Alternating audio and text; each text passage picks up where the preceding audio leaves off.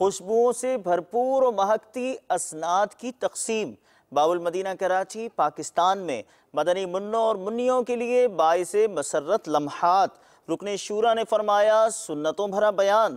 اس موقع پر M N A Asif Hasnain, additional deputy commissioner Korangi Sirajuddin اور لینڈ ڈائریکٹر لانڈی یوسف زمان نے بھی شرکت فرمائی۔